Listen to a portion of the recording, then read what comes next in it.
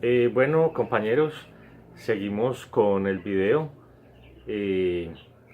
Ya acá con nuestro compañero Jomairo González Ocampo, como lo habíamos dicho en el video anterior.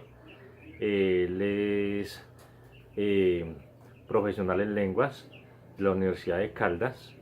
Y entonces, Jomairo, lo invitamos para que nos comparta aquí sus conceptos sobre lo que tiene que ver con la cultura, la política y la cultura política. Jomairo, bienvenido. Eh, Puede arrancar.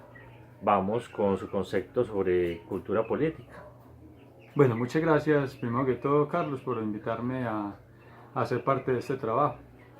Suena muy interesante y espero que sea de utilidad para sus compañeros y las personas que lo vayan a evidenciar por las redes donde ustedes lo vayan a difundir, ¿cierto?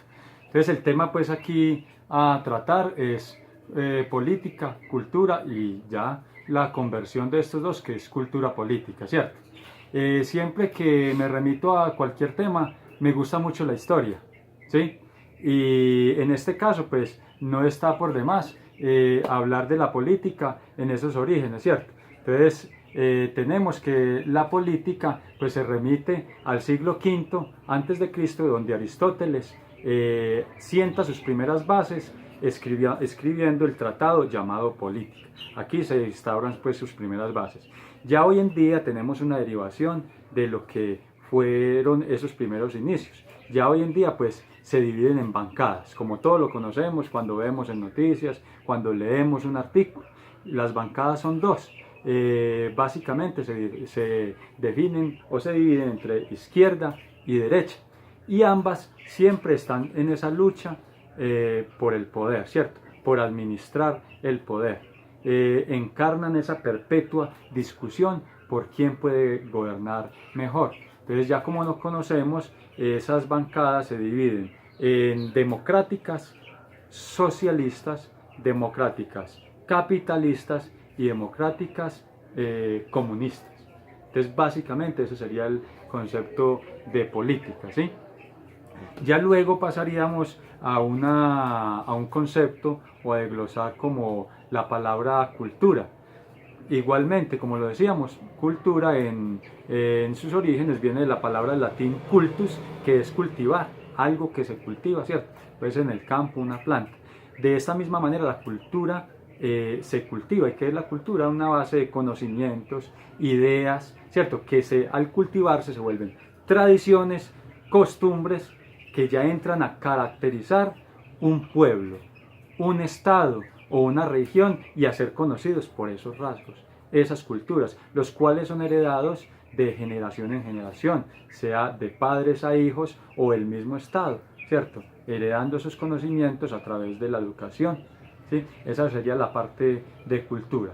Y ya la parte de cultura política sería como la legitimización de el poder, ¿cierto? A través de la participación de los ciudadanos.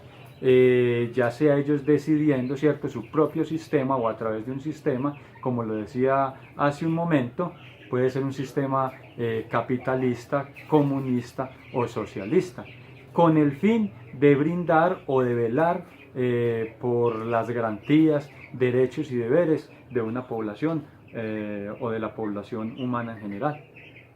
Muchas gracias. Bueno, ya para terminar entonces,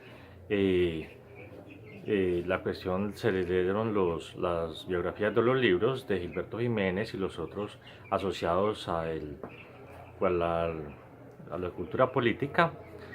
Y se puede decir en sí, en algo muy simple, que la cultura política son los conocimientos e ideas adquiridos mediante la lectura, el estudio y el trabajo dentro de un grupo social.